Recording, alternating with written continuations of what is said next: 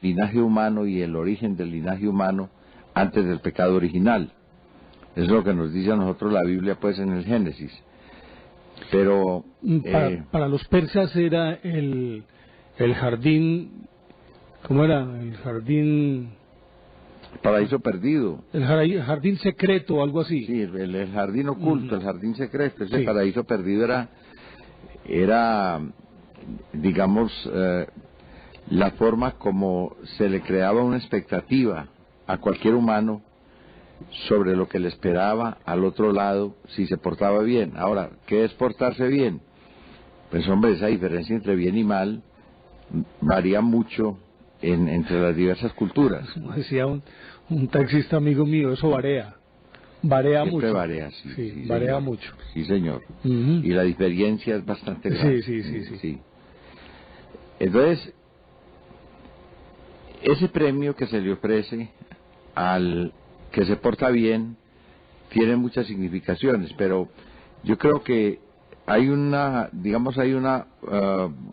caracterización común de ese premio y de ese jardín, y es que todo aquel que es capaz de morir por la fe se va directo para allá. Y eso era lo que les decía Hassan Ben Sabah. Claro, esa es una recompensa pues muy agradable, y que se la ofrezcan ya de una manera materializada, como decirle, por ejemplo, dice dentro de la religión de los árabes, el Corán, que el paraíso o el Saúd es aquel lugar donde llegan los héroes de la fe, los héroes de la religión, aquellos que pues mueren en una guerra santa, por ejemplo, o que mueren por la fe. Llegan allá y les están esperando 72 niñas muy lindas, por ahí entre 17 y 18 años. Por cada uno de ellos. Sí, para cada uno le tocan 72. 72. Son las Uríes. Las Uríes. Con H. Vamos a confundir con las Uribes, pues que... Las Uribes de Envigado no son. No, esas ya están... Bueno, y en ese paraíso, ese se va a encontrar no solo con un lugar placentero, agradable, donde no hay penas, donde no hay dolor, donde no hay tristeza, sino que también puede darle rienda suelta a su disfrute. Entonces, ahí le ponen 72. Incluida su lubricidad que decían antes. Todavía, hombre. Sí. Así como usted, pues, que es un lúbrico. No.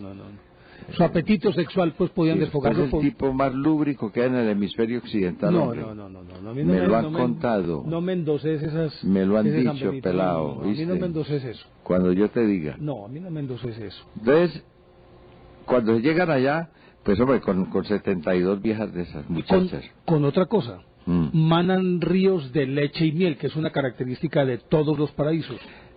Esa es la tierra prometida, ¿no? Es la tierra prometida, porque puede estar aquí en la tierra, pero que con toda seguridad cuando uno se muere y muere bien, pues entonces llega allá. Y oiga la característica de las peladitas estas: no pierden la virginidad. Pues la virginidad tiene muchos valores simbólicos dependiendo de las culturas en donde se desarrolla, digamos, esta caracterización, pero asume verdadera importancia en cualquier cultura, porque el hecho de tener a una mujer por primera vez pues es algo que excita el machismo, es algo que hace que la gente se vaya, digamos, emocionando hacia ese tipo de placeres. Sí. Mire, en el caso de Hassan Ben Sabah, entonces resulta que él los dormía y los mandaba para ese jardín. Es decir, los llevaban dormidos al jardín. Ya cuando despertaban, ellos veían esas mujeres tan hermosas y esa danza del vientre por encima de ellos, esas uríes todas a disposición de ellos. Y se levantaban la falda y gritaban, huele, ¿no? Como las... hombre, pero ¿por qué están... Ole, pues, ole. Torcidos, ole. No, nada de esas cosas. Las andaluzas... No, pero las huríes son muy recatadas. Muy recatadas, sí, claro. Apenas un velito de la cintura para abajo y... Transparente. Más o menos. Sí, pero estuviste allá. Un rostercito por ahí transparente también de la cintura para arriba y un velito sobre la nariz que les deja ver todo. ¿Cómo así? Como si fueran Sherezada. ¿Vos estuviste allá? No, ojalá hubiera estado allá. ¿Vos? Como Sherezada. ¿Vos has hecho de esas cosas por ahí? Lo cierto es que entonces allá ellos daban rienda suelta a sus goces y a sus placeres. Y después de un determinado tiempo, volvían y los dormían. Les volvían a dar droga y los dormían. Y se los traían, pues los devolvían a la realidad. Y les vendían, ¿vieron el sueño que tuvieron? Allá es donde ustedes van a ir si sacrifican su vida por la causa, es decir, por Dios, al servicio de Dios. En este caso, pues, todos lo asumían como una yihad, pues, como una guerra. Guerra santa, sí. Una guerra santa, estaban en permanente guerra santa. Y entonces, con eso él los mantenía embelesados. Y cada vez que le decía, inclusive, él hacía la demostración cuando iba algún visitante ilustre, le decía, llamaba a unos soldados y le decía, marche. Y el soldado marchaba, pues, por el castillo, llegaba al alminar, a la almena. O al almena o al alféizar, y llegaban y seguían derechos. Él no les decía, deténganse, seguían derechos y se lanzaban al vacío. Caían al vacío. Al almiar. Sí, sí, también, sí. Y caían al vacío, y entonces el hecho de que él los manejara con ese señuelo, pues, del jardín de las Huríes, con eso mantuvo la fidelidad de ellos durante mucho tiempo. Inclusive esa secta, Juan, aún subsiste. ¿Sabe cuál es esa secta? La del Hezbollah. No. ¿O los Sikhs? No, tampoco. No. Del Aga Khan. El Aga Khan es descendiente del viejo de la montaña, al que pesan con oro, sí. Sí, cada tanto, no sé si es cada 2 años, lo sientan en un trono que es una balanza. Forma parte de una balanza, y al otro lado ponen oro. El oro equivalente al peso de su cuerpo, eso es lo que le hacen como ofrenda a los súbditos. Hasta que lo levantan, ¿no? Hasta que lo levantan a punta de oro. Recuerde que con el Karim Aga Khan estuvo casada Rita Hayworth. Nada menos que Rita Hayworth. Oiga, y un amor, fue verdadero amor, pues, sí, no, un amor profundo. Yo recuerdo que en las memorias de Rita Hayworth, bueno, yo no sé si ella escribió memorias, pero a ella sí la entrevistaron, porque esa vieja sí bebía más que la yegua medalla. Esa murió de Alzheimer también. No, esa murió de todo, hombre. Sí, usted no vio, que da tristeza, pues, no, semejante artista y semejante belleza, verla bajar de un avión completamente rascada, pero borracha en el sentido de la palabra. Sí. Y entonces ella decía, cuando una vez le hicieron una entrevista y le preguntaron, bueno, ¿y a usted qué es lo que más recuerda de su matrimonio con el Aga Khan? Yo, las rosas frescas que él me llevaba y que las cortaba del jardín y se las llevaba hasta allá, hasta el lecho, pues, todavía todos frescas. Los días por la mañana. Sí, señor. Pues bien, resulta que ese concepto de paraíso es el que aún siguen manejando los árabes, y por eso estos ¿cómo es que llaman eso? Mártires, pues ya ellos los llaman mártires, sí, que son los que se atan bombas en el cuerpo y se explotan, como ocurre con los palestinos, como ha ocurrido en muchos otros países, en Irak, por ejemplo. Los sunitas. Sí, son chiitas, sunitas, pero más son los sunitas. Y resulta que a ellos les venden la idea de que si mueren por la causa, por la guerra, llegarán directo al jardín de las Huríes, que es un premio que les da Alá. Ese es el caso, pues, de los musulmanes. Pero es que este concepto de paraíso, Juan, siempre ha existido a lo largo de la historia y en todas las sociedades. Regularmente está asociado ese sitio con las moradas de los dioses. Siempre lo asumen como la morada de los dioses. En el caso de los griegos, acuérdese del famoso Olimpo, en el Olimpo, que era la morada de los dioses. Se suponía que los griegos, al morir, dependiendo de sus actos, podían estar cerca de los dioses, no directamente en el Olimpo, pero sí cerca de los dioses, o mejor dicho, en el Hades, pero con la posibilidad de ver a los dioses. si no estarían confinados en el Hades o en el ¿cómo es que se llama, hombre? Hombre, Juan, ayúdame. El Tártaro, ¿cómo es, hombre? Sí, por ahí es. ¿Cómo es sí. ¿Cómo es que se llama, hombre? Sí, en el... Bueno, sigamos conversando y ahorita nos acordamos. Ahora nos acordamos. Ahora sí. nos acordamos con seguridad. Si nos quedamos ahí nos encascaramos y no nos acordaremos en toda la noche. Y resulta que los griegos también tenían esa visión del premio de los dioses llevando a los mejores hombres a ese paraíso. Pero en la misma proporción sucede también con, por ejemplo, los budistas. Lógicamente que pasando por el ritual, ¿no? Porque tenía que pasar por un ritual. No, es que llamaba el Tártaro. El Tártaro, sí, claro. El Tártaro. Claro, ese era. Uh-huh. O sea, tenía que ponerle... Que era como, un infierno anexo al otro. O lo que podríamos llamar una especie de purgatorio. Era una caverna. Exactamente. Era una caverna oscura. Uh-huh. En donde se encontraban con monstruos, ¿no? Con gente, pues, uh-huh. con cosas muy feas. Sí.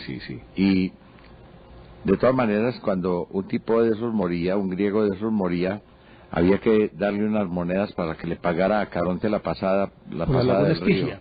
De la laguna la pasada del río, no, el río Let. De ahí viene el letargo, ¿no? Y entonces yo lo he leído que la laguna Estigia, que él atravesaba la laguna Estigia. No, yo creo que el Caronte... Caronte era el barquero. Caronte era el barquero. Sí. Caronte era el barquero. Sí, señor. Y por eso le ponían a los griegos 2 monedas en los ojos, para cerrárselos. Señor, para que pagaran ese para viaje. pagar el paso de una ribera a la otra. Y acuérdese lo que ocurre cuando Aquiles mata a Héctor. Así que es. lo arrastra y lo deja tirado en el campo. Y resulta que había que cremarlos y hacerles unos rituales que debían durar 11 días para que él pudiera acceder al Hades. Al Averno también le decían. Y entonces Príamo llega llorando subrepticiamente, sale de su palacio en la noche y se cuela por entre las huestes griegas hasta el campamento de Aquiles y se le arrodilla y le pide: por favor, entrégame el cadáver de mi hijo para que él pueda descansar en paz y después de hacerle los funerales él pueda descansar en paz, porque si no el espíritu estaba condenado a vagar por toda la eternidad si quedaba insepulto. Y no tanto lo insepulto, sino si no era cremado. Si no era cremado, quedaría vagando por toda la eternidad. ¿Lo encontraste? Sí, señor. A ver, cuente pues, a ver. Hijo del Erebo, ¿no? Y de la noche. Era el barquero infernal que conducía las almas de los muertos a la otra orilla de la laguna Estigia o del río Aqueronte. Y por eso llamaba Caronte. Sí, señor. Uh-huh. Este personaje mitológico, también llamado Carón, viejo, avaro, huesudo, de ojos vivos, de espesa y blanca barba, de fúnebre y cruel semblante, dio origen a uno de los más celebrados diálogos de Luciano de Samosata. En la leyenda y en la fantasía popular era el símbolo de la muerte que con implacable saña lo destruye todo. Inclusive el planeta Plutón, una de sus lunas se llama Caronte. Entonces, probablemente el río Let pudo ser para los romanos. Acordate que ellos transfirieron los nombres. Por ejemplo, el Hades de los griegos se convierte en el Plutón de los romanos. El Poseidón de los griegos se convierte en el Neptuno de los romanos. El Zeus de los griegos se convierte en el Júpiter de los romanos. Pero el Let es griego, no, el Let es griego, porque es que Letea, vea, hija de Eris y madre de las gracias, dio su nombre a la fuente del olvido, y ahí viene el letargo. Ajá. Sí, señor. Situada en los infiernos y llamada así porque los muertos bebían en ella para olvidar su vida terrena. O sea, el río Let también estaba por allá. Sí, eso sí, pues. Pero Caronte atravesaba la Estigia. El Leteo, en mitología clásica, Leteo es el río del Hades. No le olvide, ¿no? O sea, el infierno, donde De acuerdo con eso, ambos tenemos la razón. No es que no estamos peleando, aquí no estamos en ninguna pelea. Es que estaba la laguna Estigia, el río Aqueronte y el río Leteo. Y el río Leteo. Olet, ¿no? Los muertos bebían para olvidar su vida terrena. La expresión, el agua del Leteo, ha quedado como un símbolo mítico del olvido. ¿Oyó? No confundirlo con Leto, que ese es otro. Ese era hijo de Zeus. Sí. Pero este es el Leteo, que es ese río del olvido y del cual viene la palabra letargo, como le acabo de decir. De acuerdo. Sí, señor. Mire, pero ese concepto se traslada, es decir, todas las sociedades lo tienen, lo que le estaba diciendo. Por ejemplo, para los budistas, para los chinos, usted sabe que hay un principio que es el del yin y el yang, o yang y yin. Yang, bueno, que es el principio masculino, dador de vida, sol, fecundidad, engendrador, yin, frialdad, un montón de cosas, es el principio femenino. El uno el yang a ver, hombre, ¿cómo se dice? Se asimila al sol, y el yin se asimila a la luna, el sol caliente, la luna fría. Y resulta que para ellos también existía un paraíso, el paraíso oriental. Pero yo lo busco aquí, que aquí también tengo como ese concepto.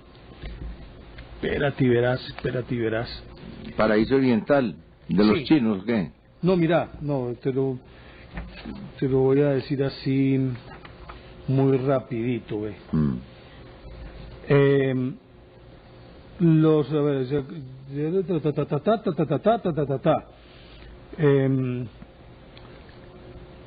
el paraíso de los buenos es la cuestión.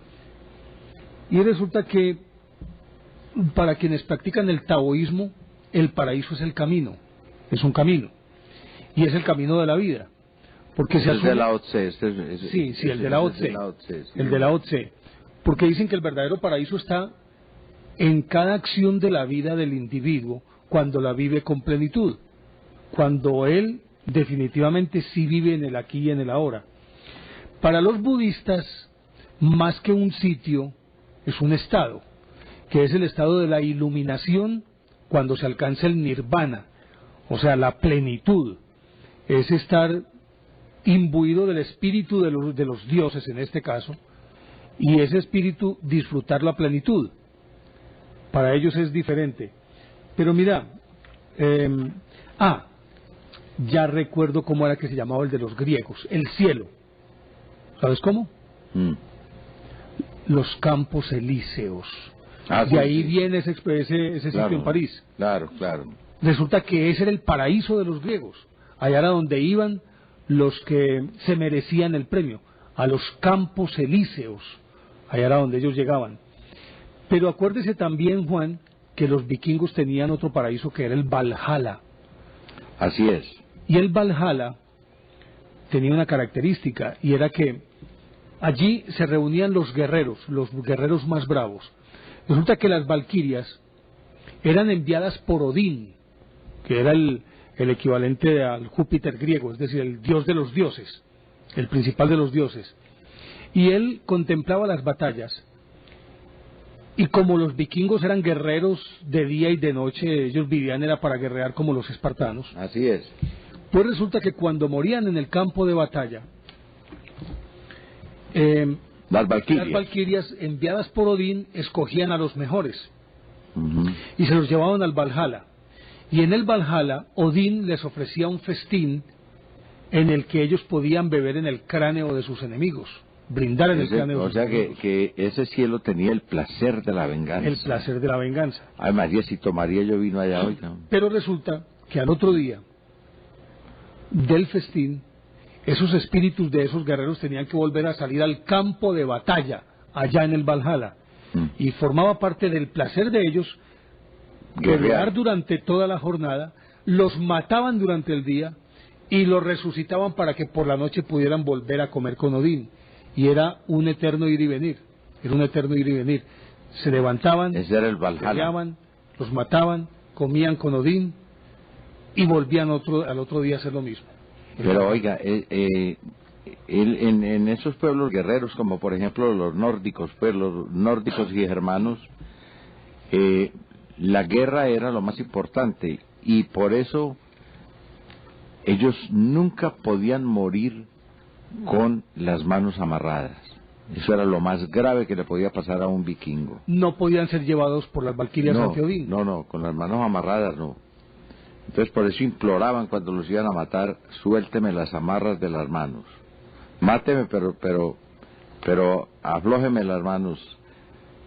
Y con eso entraban al Valhalla, que era entre otras cosas, allá había una divinidad que la confunden muchas veces con Odín, que era Wodan, ¿no? Con W. Ese Wodan realmente no era Odín. Odín era otro tipo de dios, era un dios superior. Pero también le dicen Gotán. Lo he visto también como Gotán. No sé, vamos a ver. Si corresponde a lo que yo he leído sobre Wodan, él es el que manda en el reino de los muertos. O sea, él es una especie de... Pero yo te interrumpo 30 segundos. En lo de los chinos que yo te decía ahorita se llama la isla de los bienaventurados. Ajá. Seguí. Sí. No, Wodan era el encargado de vigilar esas tierras en donde llegaban los muertos, ¿no? Y era pues una especie de divinidad parecida a Caronte, ¿no? Porque también era huraño, era un tipo de mal genio y... Pues con ese oficio tenía que ver de mal genio. Sí, claro, indudablemente. Ese era el famoso Wodan. Bueno, y el otro concepto pues que ya es muy nuestro también, que es el que más nos ocupa, es el concepto de paraíso que tenemos nosotros en Occidente, y obviamente que tiene su origen en el judaísmo, ¿no? Las creencias judeocristianas. Obviamente que yo creo que parte de los musulmanes también copian ese concepto de paraíso de los judíos. Acuerde que los judíos hablan de la tierra prometida como una tierra que emana leche y miel. Ajá. Leche y miel, es la tierra prometida, pero también esa tierra prometida, por lo menos eso es lo que ofrece en el paraíso también Dios.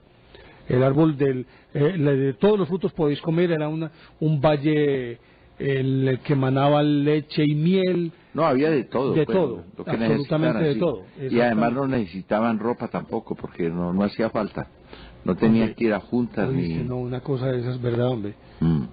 Uno casado allá sería feliz. Sí. Claro, no tienes que comprarle ropa a la señora. Oigan a este mesino. Pero, hombre, ¿qué es lo que más gastan las mujeres, hombre? ¿No es en ropa? Sí. Ah, bueno. Zapatos. No, pero bueno, zapatos, pero ropa. También. Hombre, imagínate. Y entonces, decías, perdón que te interrumpí. No, que era muy bueno pues estar desnudo, sin malicia ni nada de eso, sino que todo el mundo vivía tranquilo allá sin ningún problema. Mira lo que me encuentro aquí.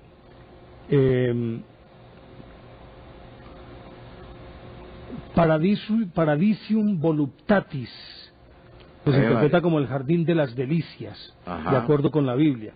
De la voluptuosidad. Exactamente. El Edén, que proviene del sumerio Edín y el asirio babilónico Edinú, y de ahí viene la palabra Edén. Pero Edén, según este concepto, resulta que Edinú significa estepa, y por lo tanto Edín sería un jardín frondoso u oasis en medio de la estepa.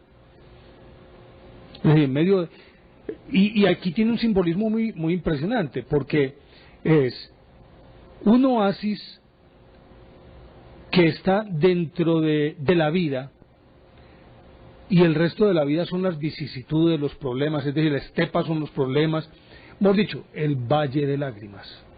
Ajá. Del que habla la Biblia.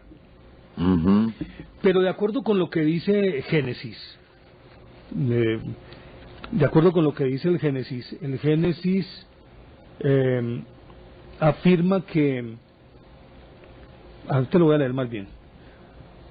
Plantó luego Yahvé un jardín en Edén al oriente, allí puso al hombre a quien formara. Hizo Yahvé brotar en él de la tierra toda clase de árboles hermosos a la vista y sabrosos al paladar.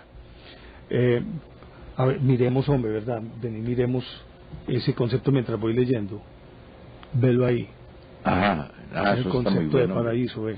Hombre, gracias a Carlitos, hombre, nuestro Carlos Hoyos, nuestro ingeniero, que nos organizó como estas fotos. Pero puedes ir cambiándolas, Juan, si querés. ¿Qué le hace? Sí, vamos cambiando, bueno, entonces. Y en el medio del jardín, el árbol de la vida y el árbol de la ciencia del bien y del mal.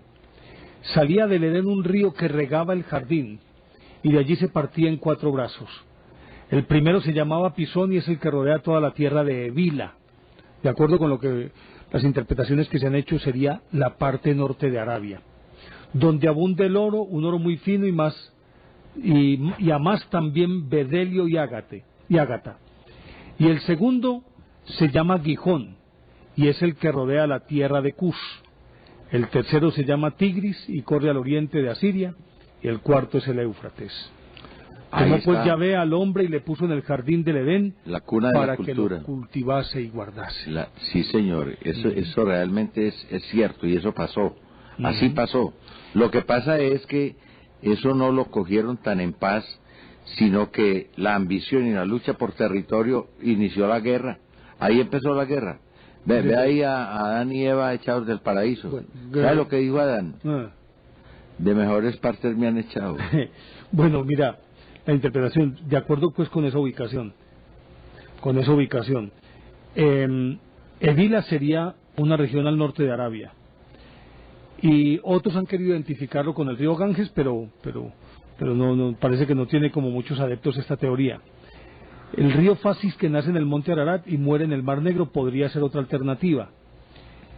En cuanto al Gijón, se calcula que al rodear la tierra de Cus, asumen que esto viene a ser Egipto. Es decir, de acuerdo con la interpretación que ellos hacen, con la interpretación que se da de esto, ese jardín del Edén prácticamente abarcaría desde la Mesopotamia hasta el norte del continente africano. Pero obviamente que... Puro Mediterráneo, pues. Sí, pero obviamente que se asume más, o tradicionalmente se ha querido creer que ese Edén estuvo situado, y es la parte más gráfica y que cuenta con una señal mucho más, es decir, más fiable, que es el Tigris y el Éufrates. En esa media luna nació la civilización. Sí. En la media luna del Tigris y el Éufrates, y que además se puede aceptar que era de una fertilidad impresionante por el limo tras las crecidas de esos ríos. Pues eso es verdad. Claro, claro. Así ocurrió, exactamente, así ocurrió. Ahora, ese espacio contenido entre esos dos ríos, que es el Tigris y el Éufrates, lo que tenían era una gran fertilidad. Y cuando se forman las sociedades sedentarias, lo más importante era la autosuficiencia, que no tuvieran que salir a buscar por ahí estaciones de caza o alguna cosa. Y entonces, el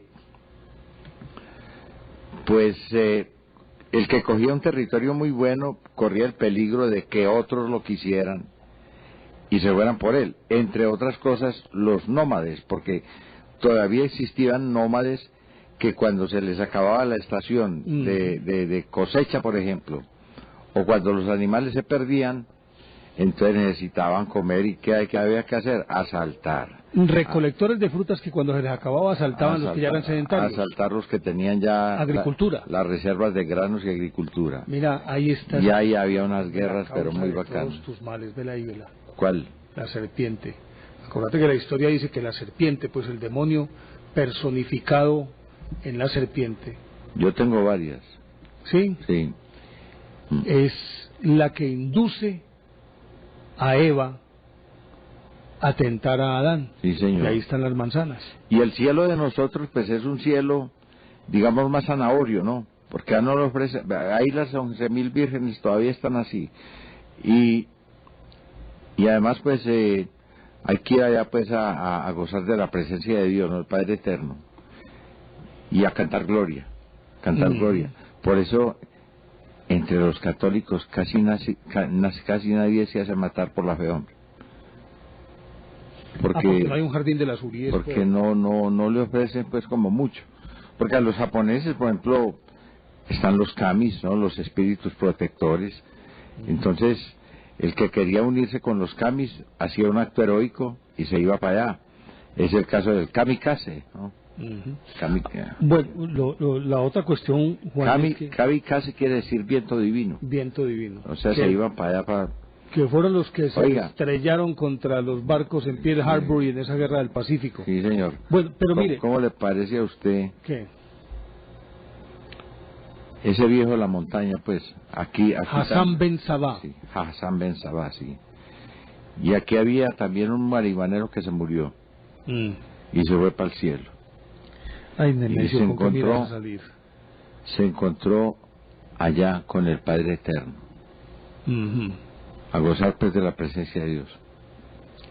Y entonces apenas lo vio, le dice que ¿qué hubo, llave?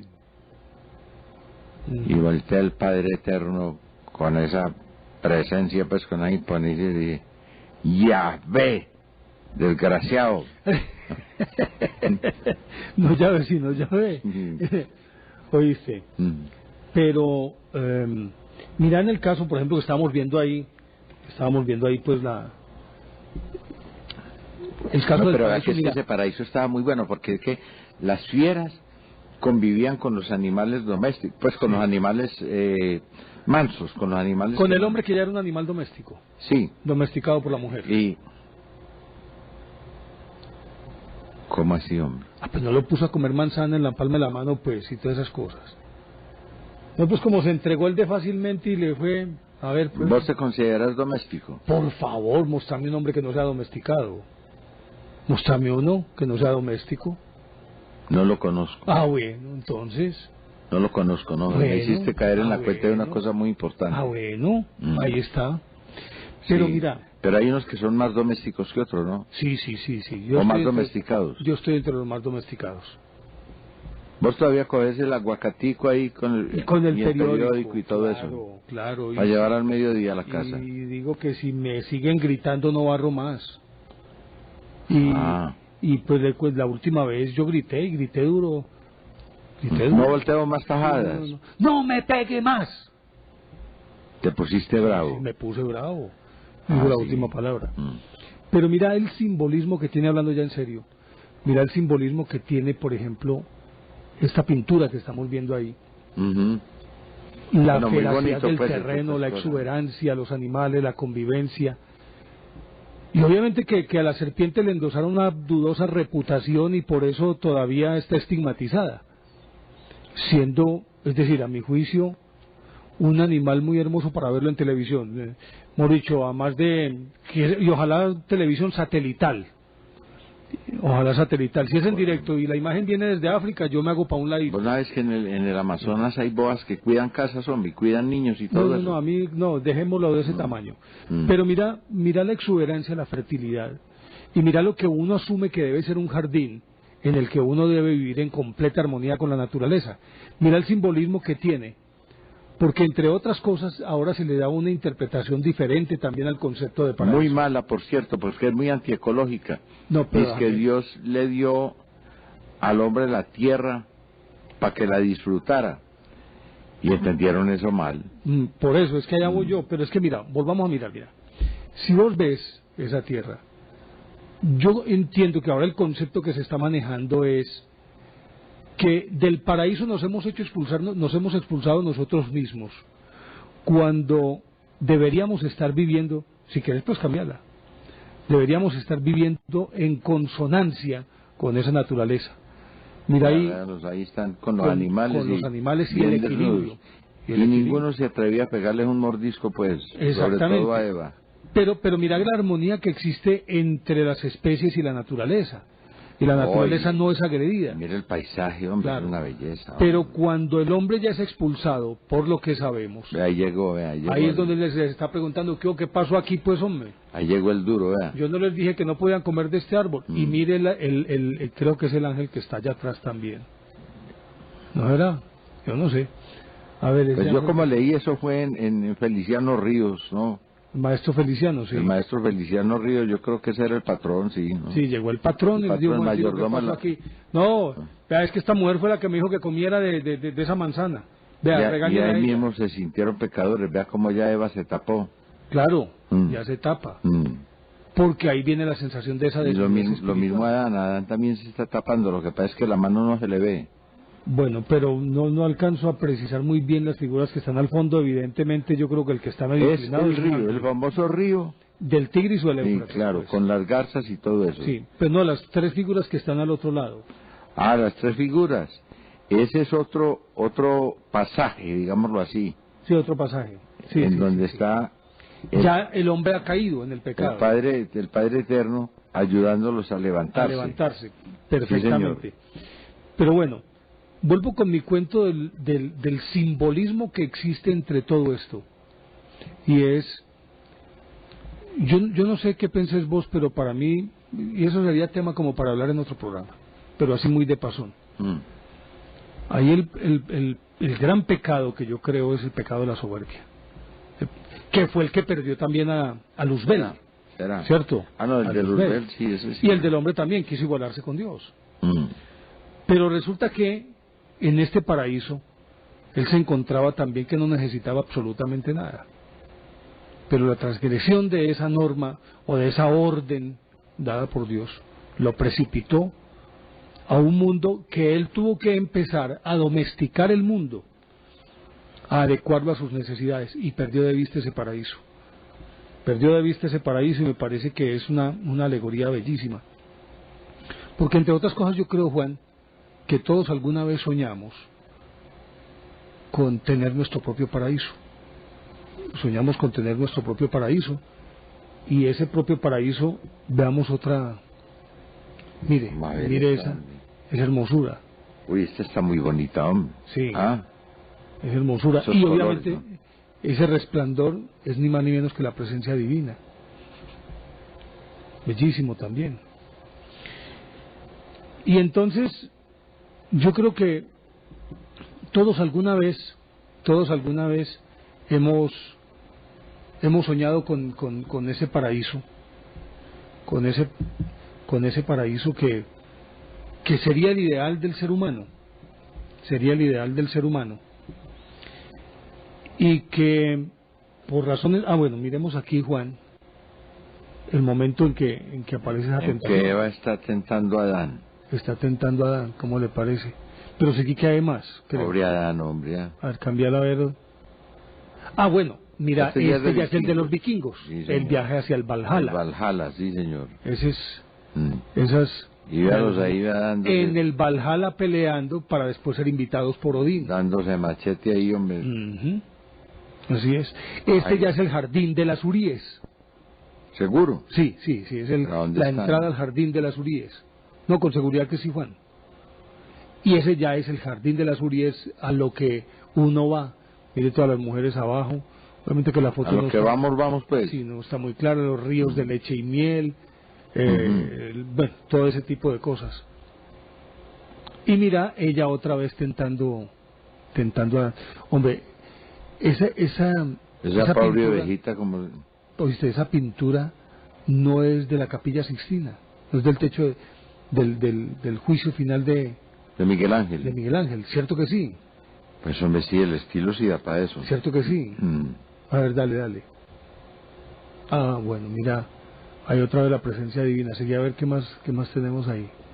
Dale. De esos pintores de esa época estarían Durero, por ejemplo. Durero, sí. Holbein. Holbein, el que pintaba Enrique VIII. Bueno, ahí es cuando los expulsan, ¿verdad? Les dicen, bueno, a ganarse el pan con el sudor de la frente y a parir con dolor. Ni más ni menos. Bueno, yo creo que ya es suficiente, Juan.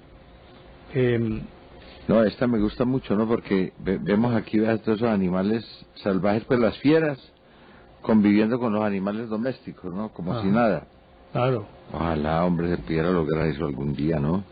Pero mira, te decía que uno de los sueños del hombre es poder tener un paraíso. Pero el concepto de paraíso, ¿cuál es? Ahí es donde entra uno a preguntarse. Si vos conversás, yo no sé si es un sueño, Juan, si es un sueño que está inscrito en la memoria cultural o en la memoria colectiva, o es un grito de independencia individual. Yo leía hace algún tiempo una interpretación bien interesante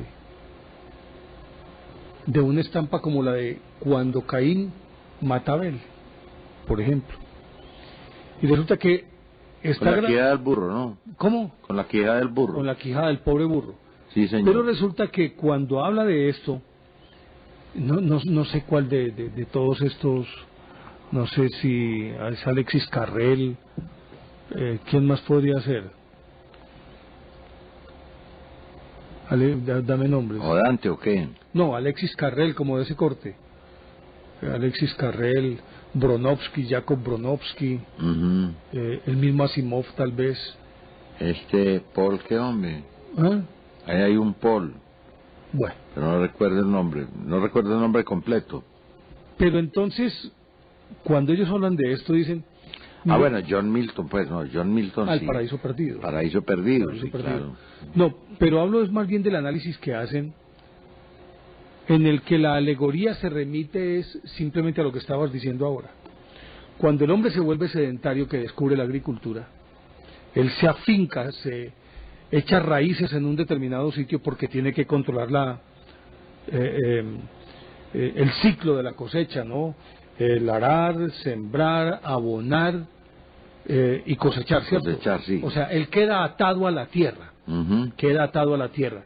Y por eso tiene que construir viviendas que sean más confortables que no cuevas, ni tiendas de pieles.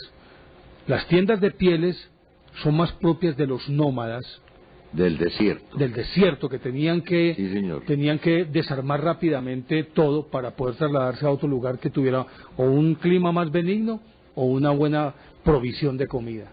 Pero cuando ya el hombre queda atado a la agricultura, no solamente tiene que hacer viviendas más fuertes, sino también tiene que construir silos para almacenar el grano para las épocas duras. Pero aparte de eso, tiene que fortificar su campamento para que los nómadas no les vengan a robar su provisión. Pero aparte de eso, tiene que especializar a un grupo de individuos que se conviertan en guardianes de ese tesoro, que es el grano de la cosecha. Todo lo que implica el descubrir la agricultura es el punto de partida para la civilización que conocemos hoy. Se tiene que detener en un lugar, tiene que echar raíces, se tiene que anclar a esa tierra, tiene que construir viviendas más fuertes. Esa fue la táctica de Alejandro Magno, ¿no? Para producir el fenómeno de la panhelenización, que era dejar gente de sus tropas en todos los lugares que recorría para que se casaran y tuvieran hijos, claro. Pero los tenían que estudiar enseñar a la manera griega, es decir, tenían que aprender griego, tenían que hablarlo bien, claro. Y todo lo que tenía que ver con la cultura y la política y la administración. Eso lo manejaban muy bien, y ya la sociedad moderna está consolidada así. Pues lo que pasa es que a eso se le agrega un ingrediente después de la revolución industrial, que es la industria, ¿no? Hoy la sociedad moderna es la sociedad agroindustrial. Pero porque esa sociedad agroindustrial también genera otro tipo de concepción de vida, y es que ya el hombre tiene que venir del campo a la ciudad donde están los medios de producción. Pero en aquella época, cuando aparece la agricultura, el hombre queda enraizado en una determinada tierra. Tiene que construir ciudades, porque la agricultura no la puede él enfrentar solo. Necesita el conjunto de sus compañeros, de sus hermanos.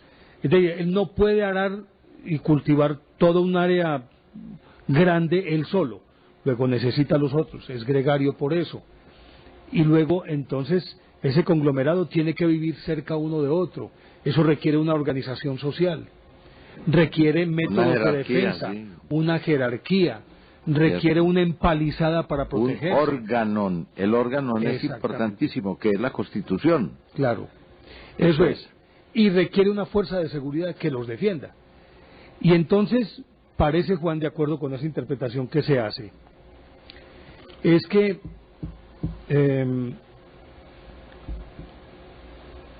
Abel representa ese hombre que ya ha echado raíces en la tierra. Por eso Dios le dice a él: a ver los frutos, tráeme los frutos de lo que vos has cultivado. Mientras que Caín representa al nómada, que es cazador por excelencia, que es el cazador trashumante. Entonces vos ves que Caín le traes como ofrenda, le trae es una presa, que él ha cazado, y Dios prefiere aquel que ya se ha organizado socialmente, al sedentario. Claro. Y se asume que esa actitud es premiar el que él haya construido su propio paraíso, mientras el otro tiene que seguir vagabundeando sin echar raíces. Entonces todas estas cosas hacen que el hombre, no sé si lleva en su memoria, si sea una memoria colectiva o sea una memoria cultural, lo cierto del caso es que él añora un paraíso perdido, siempre lo ha añorado. Y si vos hablas con X cantidad de personas, ya entrando adultas, bueno, te darás cuenta que todos tendemos a decir: no, es que yo aspiro a irme a vivir a un pedacito de tierra, junto a una quebradita. Sí, una es agüita. Volver a esa fuente. Apúntame ahí, que yo también. Es que todos, yo creo que todos pensamos eso, mucho más los que vivimos en las grandes ciudades. Hombre, yo quiero retirarme, irme a vivir a un pedacito de tierra junto a una quebradita, junto a un río, junto al mar, vivir en paz en medio de los árboles, en medio de la naturaleza, volver a la naturaleza. Y yo creo que de cierta manera ese es el paraíso.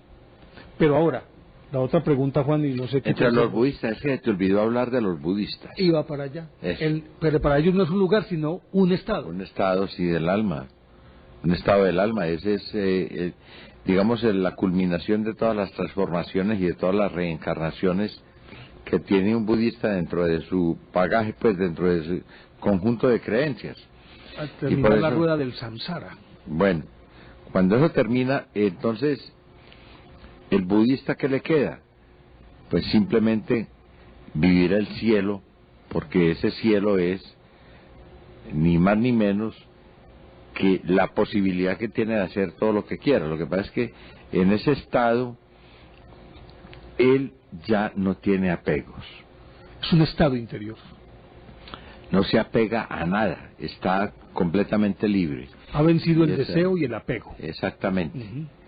Entonces ya ese tipo pues ya no desea ni está pegado a nada, es un tipo completamente independiente y pues concepto respetable, pero en ese caso pues la religión budista diría que cada miembro del grupo de la religión se tendría que someter a una transformación o a una reencarnación, que son, no sé cuántas son las reencarnaciones. 107.000, la rueda del samsara. Yo había leído que eran 122.000, pero no nos pongamos a pelear por esa pequeña cifra, ¿no? Yo no sé, dijiste 107.000.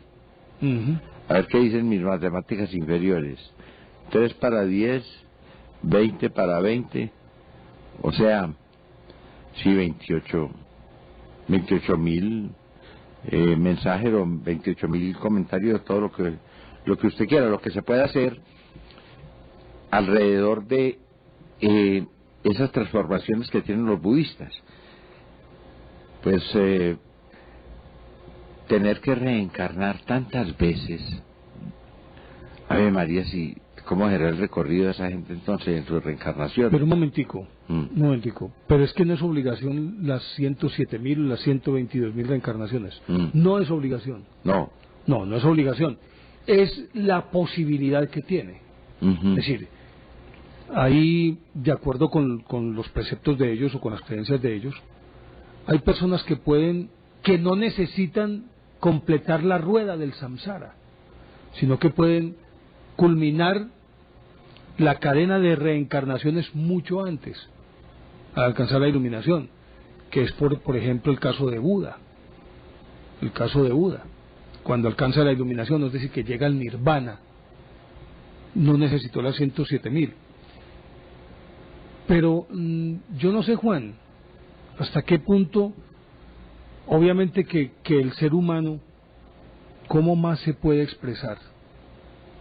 Si no es partiendo de lo conocido y decir el paraíso como un sitio con unas características que tienen que tener, un sitio que tiene que tener las características de lo que nosotros conocemos. ¿Con qué asociamos nosotros la abundancia, la prosperidad, el placer y el bienestar? Lo asociamos con buena comida, con buena bebida, con paz, con un paisaje hermoso, y por lo tanto le tenemos que dar ese tinte a nuestro paraíso. Cuando conseguimos un paraíso necesariamente tenemos que pensar que tiene esas características, que son las características físicas y geográficas, pero realmente no es otra cosa que una alegoría, porque yo creo que ese paraíso tiene que ver mucho más con un estado interior de paz.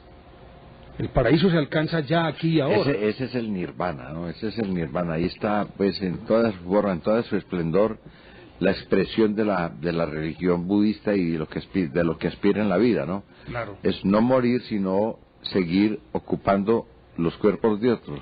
Pero mire, le agrego más a eso. Independientemente de cuántas reencarnaciones se necesiten o no, el hombre puede alcanzar esa paz interior que tiene que ver con la cancelación de su deuda, es decir, en este caso del karma y el dharma. El karma como una deuda que yo debo pagarle, entre otras cosas. Hombre, vos me debes un karma a mí muy bravo. ¿Cuál será, hombre? Yo no sé, pero es que llevo 30 años, pues más de 35 años aguantándote. Ese karma que me estás pagando sí es muy bravo. Pero yo lo recibo humilde y generosamente. Yo te lo pago, sí, tranquilo, no hay problema. Yo te pago eso. No, pero pero mira que tiene, es decir, todos los caminos convergen en el mismo punto. Mira que estas religiones, los musulmanes, los vikingos, los griegos, los cristianos, hablamos de un lugar ideal. Que acordate que, por ejemplo, pero no, primero te voy a decir esto, antes de retomar esto. Mira que lo que dicen los budistas de ese estado de paz interior, que es su paraíso, tiene mucho que ver con lo que dice Lao Tse, que Lao Tse dice que el paraíso es el camino. Ajá. Yo voy caminando y la plenitud de saber que estoy caminando en el aquí y en el ahora, esa es la sensación de paraíso. La traducción de Lao Tse, pues en inglés es The Way of Life, que es, sí, el camino hacia la vida. Eso es. Pero retomo lo que había dicho antes, y es que el concepto de paraíso tiene que ver con ese estado ideal del individuo, un estado en el que él sienta suficiente bienestar, independientemente de en dónde se encuentre. Yo creo que esa es la gran diferencia. Estamos de acuerdo, sí, señor. Sí, señor, por ahí es. Ahora, tiene que haber ese concepto de premio y castigo, ya lo hemos dicho aquí. Tiene que haber el concepto de otra vida. Si no existiera la creencia que está, digamos, alojada en la mente de cualquiera, que pueda que tenga religión o no la tenga, que se considere ateo, de todas maneras, pues siempre tiene que existir esa otra vida a la que vamos nosotros a disfrutar por lo menos de un descanso, ¿no? Si no existiera esa creencia, ya nos habíamos matado. Porque uno dice, bueno, ya, ¿para qué? ¿Para qué la lucha? Sí. ¿Para qué me porto bien si independientemente de si me porto bien o me porto mal igual? La misma cosa. Aquí. Exactamente. Entonces, yo creo que eso es un freno social y moral. Y ético. Tremendo. ¿O no? Tremendo, sí, señor. Así sí tenga que interpretar como miedo, pero es un freno ético y moral, ¿o no? Inclusive aún entre los mismos antisociales, hombre, ¿no? Yo conozco un señor que fue secuestrado en Florencia, Caquetá, un hombre rico. Y a él lo pusieron a andar a caballo, jornadas a pie, otras por río, para esconderlo. Y él notaba por la noche que el carcelero de él, el que lo vigilaba, silenciosamente sacaba un rosario y se ponía a rezar. Entonces este señor, creo que llamaba Guillermo, dijo, este tipo, pues hombre, con este tipo se puede conversar.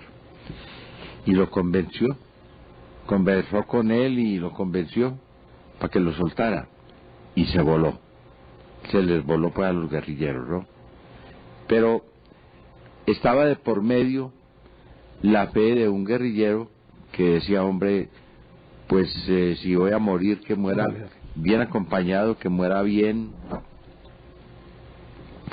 que muera con todas las garantías para irme a disfrutar de la otra vida.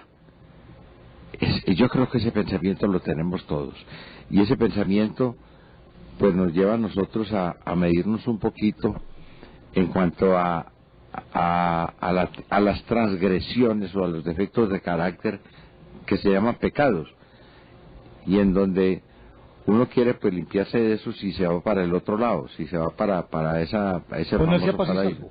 Sí, señor. Pero es que lo que te iba a decir ahorita cuando estaba hablando de lo del nirvana y del camino, es que está tan enraizado, o está tan enraizada esa necesidad de realización del ser humano a través del paraíso, que ¿cuántos han escrito sobre un estado ideal? Un estado ideal representado en una sociedad armónica. Santo Tomás Moro escribió la utopía, que utopía quiere decir que no existe. El lugar que no existe, que no existe. También, bueno, Campanella también escribió una muy importante. Acuérdese de Un Mundo Feliz de Aldous Huxley. Exactamente. O los que escribió Somerset Maugham. Esos personajes que él creó, ¿no? Tan interesante, por ejemplo, el del filo de la navaja. Claro. Que es un tipo raro, pues un tipo independiente, que no está sometido a ningún control social. Pero que busca un paraíso. Lógicamente, claro. Lo que pasa es que el control social asume esas responsabilidades como propias, y con eso pues llegan a mucha gente, porque va a pasar lo mismo que pasó con Lutero, ¿no? Van a vender indulgencias para poderse irse bien en el viaje, ¿no? Claro. Lo que pasó con el dominico Domingo Tetzel, que era el bravo para cobrar las indulgencias. Parece que eso fue lo que hizo que Lutero se rebotara. Mire, acuérdese usted de la tierra del arcipreste Juan, el arcipreste de Ita, que se supone que en un reino que existió en la Edad Media y en la que no se envejecía, se caminaba sobre oro, se tenían piedras preciosas y se vivía en un verdadero paraíso, en armonía, sin odios, rencores, egoísmos, celos, ni ninguna rivalidad entre los seres que formaban parte de la grey del arcipreste de Ita, del arcipreste Juan. Es que inclusive hubo un papa que le escribió al arcipreste de Ita, pues al arcipreste Juan.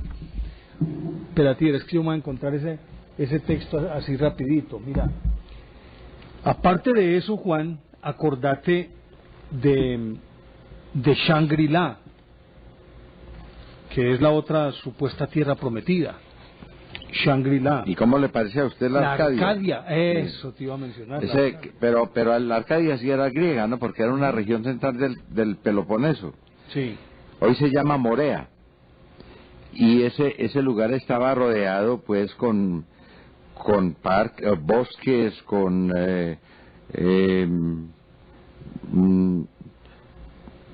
gente patriarcal y sencilla, ¿no? Y que eran muy hospitalarios y que conservaban todas sus tradiciones. Pues en esa Arcadia también era un lugar del descanso para todos aquellos guerreros que morían en combate. Claro. Sí, señor. La Arcadia, un paraíso también. Mire, en 1177 el Papa Alejandro III envió una carta que decía: a Juan, ilustre y magnífico rey de las Indias, y le concedía permiso al preste Juan, que preste quiere decir padre también, ¿no? Sí, señor. Padre Juan, Preto le dicen en italiano. Para construir un santuario con el fin de unificar la iglesia cristiana en todos los continentes. Se supone que este legendario rey, el Preste Juan, contaba 562 años. La gente no envejecía. Mire lo que decía así. El palacio del Preste Juan era de cristal con techo de piedras preciosas. Un espejo mágico le avisaba de cualquier conjura que pudiera tramarse en el reino. Cámaras escondidas, ni más ni menos. El rey dormía en un lecho de zafiro, sus vestiduras estaban tejidas con lana de salamandra y purificadas con fuego. Había dragones ensillados sobre los que cabalgaban sus guerreros por los aires. Estaba a disposición de todos la fuente de la juventud y el propio rey contaba 562 años. El Preste Juan, cuyo nombre significaba sacerdote Juan, era, según se decía, jefe de los nestorianos, antigua secta cristiana. Yo, de Nestorio. ¿Vos no estuviste allá? Pues yo soy Néstor, no Nestorio. Antigua secta cristiana y descendía de uno de los 3 reyes que adoraron al niño Jesús. Esta historia la cuenta Hugh, obispo de Hebel, en el Líbano actual. Empezó a difundir en 1145 y ya de ahí en adelante tomó cuerpo pues toda esta leyenda. La tierra del Preste Juan. Bueno, y hay otro también que era Jauja, que existe en la realidad, ¿no? Es una ciudad peruana que está más de 3.000. Jauja, sí. Sí, claro. Pero entonces, desde la misma llegada de los españoles aquí y de la búsqueda de lugares donde fundar algo, ¿no? Una ciudad o instalarse en alguna parte, entonces escuchaban la leyenda de Jauja, que debe ser una leyenda muy importante y que compite con aquella de la del Dorado y la de la Fuente de la Eterna Juventud. Pero Jauja sí existía, ¿no? Jauja era una ciudad peruana. Detrás de ella anduvo matando gente Lope de Aguirre durante muchos años. Así es. El tenebroso Lope de Aguirre. Hombre, ¿por qué? ¿Sabes qué es lo bueno de Jauja? ¿Y por qué es el atractivo de Jauja? Porque allá se cura la tuberculosis. Por el viento, digamos, por el ambiente, por el medio tan agradable. Entonces, lo que ocurría aquí en Medellín con el barrio Buenos Aires. ¿Vos sabes por qué llama Buenos Aires? Claro. Porque los enfermos se iban a convalecer allá en busca de los Buenos Aires. Sí, señor. Porque primero llamaba el barrio de Oriente. No decía nada. Mejor este. Claro. Sí. Entonces, ese es el secreto de Jauja. Exactamente. Pues hombre, yo no sé, Juan, pero creo que todos añoramos ese paraíso perdido del que hablaba Juan Milton. Desde el mismo Luzbel, acuérdese que yo creo que esa obra ha sido una de las obras que más sufrimiento le han proporcionado a su autor para concebirla. Que yo creo que no hay un grito más lastimero por esa libertad de un paraíso, que un paraíso le confiere a un ser humano, como lo cuenta John Milton, y obviamente que también lamentándose de su propia ceguera, ¿no? Por eso lo describe con esas características tan impresionantes. Yo creo que todos buscamos un paraíso, ¿o no? Así es. Y un paraíso representado o en objetos, en sitios, en mujeres, en bienes o en un estado de paz interior. Haga una lista de sus carencias y verá que todas apuntan hacia ese paraíso, ¿no? Yo me voy a arreglar, yo me voy a componer, yo no voy a robar más. Es decir, toda esa cantidad de... Pregúntele a usted a alguien, si te ganara la lotería, ¿qué harías? Hombre, yo me compro una isla. Mire que todos tienden, o me compro por allá una finquita lejos, o me compro un terreno para construir una mansión. Yo creo que es esa añoranza, Juan, de esa libertad perdida, ¿o no? Me imagino. Sí, señor. Hombre, esa es una esperanza. Es una esperanza. Sí, señor. Yo creo que el paraíso es una esperanza. Conversamos con los televidentes, ¿te parece? Sí, señor, me parece. Pues bien, los televidentes que deseen conversar con nosotros pueden marcar nuestros números que van a aparecer ahí en la pantalla. 381-5454 para los oyentes que se encuentran en el área metropolitana. 851-1170 para aquellos oyentes que no viven en Medellín, que se encuentran por fuera del área metropolitana. y la línea gratuita nacional, el 018-051-5015. Entonces, pueden marcar... en el momento en que lo consideren conveniente. Sí, señor. ¿Tenemos correos o no? Sí. Permítame ver si soy correos. capaz de manejar este alicángar, hombre. Andate a la ventanita de abajo. Sí. Sí. No, pero, ¿cancelo aquí o qué? Dale, ve hablando y yo te digo si es que soy capaz yo también. Ya metí el guayo, pero vea, se me fue, hermano, esto. No, hombre. Seguí hablando, pues. Sí, señor. La expectativa de llegar a ese paraíso hace que los hombres se frenen, hace que el ser humano se controle y se ajuste a algunos sistemas, ¿no? No, definitivamente, Juan. El paraíso es simplemente un premio. El hombre espera un premio. Sí, claro. Eso es todo. Por sus buenas obras. Exactamente. Comenzamos con nuestros televidentes. Bueno, ¿no? Juan Pablo desde Manrique. Aló, Juan Pablo. Juan Manuel. ¿Qué hay? ¿Cómo está? Bien, ¿y usted? Bien, muchas gracias. Bueno, yo era para decirles que, pues, una cosa que yo me encontré en internet estos días, Sí. que Mahoma, pues, ha sido como una basura, pues, porque él fue el precursor de los violadores. Eso era la noticia que decía en internet. Y No.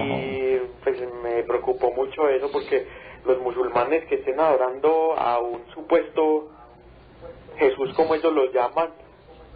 Alá. Sí, pues, pero Mahoma es como el precursor también, el que va a dar a Alá. No, eso de que es un violador. Pues es decir, yo ahí no estoy de acuerdo, simplemente por una razón muy elemental. Todos los pueblos guerreros, todos los guerreros de la historia fueron violadores. Todos. No solo eso, Néstor, sino que es que es el poco valor que le dan a la mujer. Recuérdese que en esos países árabes, especialmente entre los que son fundamentalistas, existe, por ejemplo, la ablación del clítoris en las mujeres, dice para que no sientan placer en el sexo. O la infibulación. Sí, les que cosen es los labios cosen, vaginales. les cosen todo eso y Ave María, hombre, qué cosa tan terrible. Muy grave eso. Yo creo que ese es más bien un estigma de la historia. Yo creo que Mahoma fue un ser humano, como cualquier otro. Tiene que haber tenido pecados, pues. Claro, y a lo largo de la historia, en todas las guerras que ha desatado el hombre, siempre ha habido violaciones. De los buenos y de los malos. Y usted sabe que los buenos son buenos porque ganaron. Y los malos por ser perdedores, y los perdedores siempre serán los malos. Sí, señor. Entonces, yo creo que en ese sentido, Juan Pablo, yo creo que pues no se le hace justicia a Mahoma. No, pues sí, maestros, pero pues me encontré preocupado pues con las noticias. No, lo que pasa es que también se pretende estigmatizar. Usted sabe que en este momento hay una confrontación entre Occidente y los árabes, básicamente. Y entonces usted sabe que Internet puede con todo y el que quiere echar a rodar una calumnia la echa a rodar y la vuelve tan consistente que todo el mundo termina creyéndola. Por eso a mí me parece tan peligroso Internet, porque si no se tiene el suficiente discernimiento, uno se traga todo lo que le muestran ahí, porque además con las ayudas de Photoshop, de todas esas cosas, pueden hacer creíble cualquier historia por disparatada que sea. Es verdad, maestros, y también otra cosa, que para mí el paraíso ideal sería pues algo que uno no necesita nada material, ni mujeres, ni dinero. Y no, tampoco creo en el amor eterno, pues, como lo pintan acá en la tierra. El amor eterno sí existe, hombre. Los amores eternos de 15 días. Esos son los verdaderos amores eso dura eternos. un amor eterno, sí. Sí, un amor eterno es de 15 días, es decir, que se vive con toda la plenitud y toda la intensidad. Si estamos hablando del amor de pareja, ¿ya? Que es muy distinto de otro tipo de amor que es el amor ágape, que es el amor que se dispensa al prójimo porque se ama al prójimo. Exactamente, puede ser al amigo. Creo que sería eterno, pero el amor de pareja no, maestro. No, por eso, el amor de pareja es eterno cuando dura 15 días, por la intensidad. Pero el amor ágape sí es más duradero, pero es un amor mucho más apacible. O sea que yo estaría de acuerdo con los budistas en cuanto a eso, que uno no necesita apegos, pues, ni que necesita a otra persona para ser feliz en el más allá. Ese es el ideal. Claro, es que eso pues compagina muy bien con esa definición que se tiene del rico. Rico es el que quiere... No, pobre. De pobre no, el que quiere ser exactamente... La definición pobre, de pobre. Pobre es el que quiere ser rico. Es el verdadero pobre. Es el verdadero pobre. Bueno, muchas gracias, maestros, y que tengan feliz noche. Muy amable. Juan Pablo, gracias. Pablo Zuluaga. Pablo Zuluaga es de Bolivariana. Bienvenido, Pablo, ¿qué hay de bueno? Hombre, Pablo. Pablito, no nos hagas eso, hombre. Vuelva a llamar, Pablo, vuelva a llamar. Bueno, listo. ¿Tenemos correos? Sí, tenemos mensajes de... a ver, nos dice aquí don Norman Zapata. Ante la imposibilidad de la comunión de Cali, permítame aportarles dos apuntes. ¿Comunicación de Cali? Sí, señor. En Japón o China, rectifican por favor, creo que un símbolo de belleza mujer dentro de la aristocracia, el pie pequeño en la mujer era un símbolo especial y el de niños, bueno, eso, cómo no, estamos completamente de acuerdo, no hay ninguna divergencia. El otro punto tiene que ver con los habitantes de Tiahuanaco, donde las mujeres, no sé si en general, la población trataban de imitar a la diosa venusiana Orejona, poniéndose elementos que les alargaban las orejas. De este tema, Néstor Armando se conoce muy mejor y muy ampliamente, pues allá en los años 84 y 85 lo escuchaba en la radio. Un saludo y me han vuelto un octámbulo con sus temas. Muchísimas gracias, don Norman, y ahí le echo a Nestico que... La diosa Orejona se supone... Sí, bueno, entonces vamos primero con nuestros televidentes y ya le voy a contar a Norman algo de la diosa Orejona. ¿Vamos a dónde? Don Juan desde Cartago. Buenos días, maestros. ¿Cómo está usted? Muy bien, aquí para dejar un aportecito. Bienvenido. No, pues para decir pues que en realidad no creo que hayamos sido echados del paraíso terrenal, sino que nosotros mismos nos echamos. Sí, Cada vez apartándonos de la naturaleza y creando pues ciudades y metrópolis y por eso dice la Biblia que el hombre nunca va a volver al paraíso, porque nosotros mismos nos alejamos, era eso. Qué bien. Bueno. Muchísimas gracias, hombre, don Juan. Muy amable. Muy amable. Nos está llamando don Carlos Upegui desde Prado Centro. Don Carlos, tiempo sin oírlo. Sí, un poco de días, pero eso no significa que no esté aquí detrás del televisor y obviamente pues del audio. Bienvenido. Esta amalgama de ideas tan brillantes y no pudieron quedar mejor elaboradas que en el pensamiento, en la palabra de ustedes. Felicitaciones y les deseo un buen amanecer en este día. Muchísimas gracias. Bienvenido, pues. Honorables maestros, los apuntes que yo quiero dar con referencia al paraíso tienen que ver con cápsulas y cositas, desde lo leído, desde lo escrito. Yo recuerdo al maestro Héctor Abad Faciolince, Orgullo Nuestro, decía: hacer el amor es el mejor adelanto que Dios nos dejó del paraíso. Y entonces el maestro Charlegui, antioqueño, también le replicó y le decía: besar a una mujer es solo una excusa para robarle un pedazo de la eternidad que el Todopoderoso les dio. O recordando también al maestro Andrés Berrío, escritor antioqueño, decía: los pájaros volaban por el cielo en busca del paraíso. Uno de ellos se estrelló y comprendió que el paraíso estaba dentro de él. Unas cosas supremamente bonitas. En mi experiencia personal, yo he logrado 2 de los 3 paraísos que me he propuesto. El primero fue hace 15 años atrás, donde logré zafarme de las cadenas de la adicción, y fue el primer paso, haber logrado esa limpieza, no solamente corporal, sino mental también, que es la que me tiene hoy, pues, agradeciéndole al Todopoderoso la trillonada de bendiciones que me ha dado luego de ese paso. La segunda es aquella que se logra a través del amor, y soy un eterno agradecido porque cuento con una bendición de una mujer que me ama, y la amo tanto que a veces me pongo a pensar, hombre, ¿será que sí me la merezco? Obviamente uno se la merece, pero en medio de la duda no tan humana.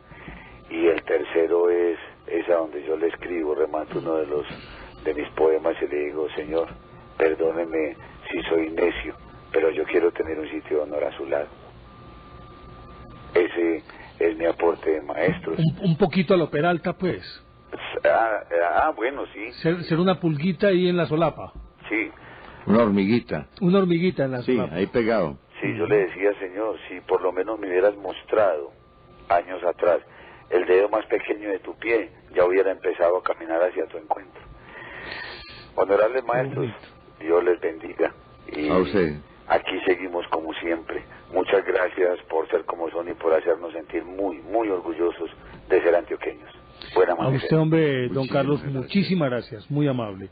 Hombre, vea, Pablo, pues como que se le dañó la comunicación, pero aquí nos mandó un mensaje. Sí. ¿Qué peor infierno que el que vive un guerrillero o un traqueto a toda hora, escondidos e intranquilos, llenos de zozobra? ¿Y qué mejor paraíso que la tranquilidad? Sí, señor, eso es muy correcto. Saludemos a Hugo Pineda, que nos está llamando desde La Ceja. Sí, Hugo, señor. buenos días. Buenos días, profesores Néstor y Juan, y queridos audiotelevidentes del programa El Búho de Teleantioquia. Bienvenido. ¿Me escuchan, sí? Sí, sí, claro, adelante. En mi condición de católico, yo creo que el cielo está en el más allá, en la vida eterna, después de esta vida física. Cuanto al paraíso terrenal, al cual hace referencia en la Biblia, estoy de acuerdo con el profe Néstor. Sí, creo que queda en la Baja Mesopotamia, entre los ríos Tigris y Eufrates, una región sumamente fértil. Pero la tierra está rica, es rica en sitios paradisíacos con una naturaleza exuberante que bien pueden cumplir con las características de paraíso terrenal.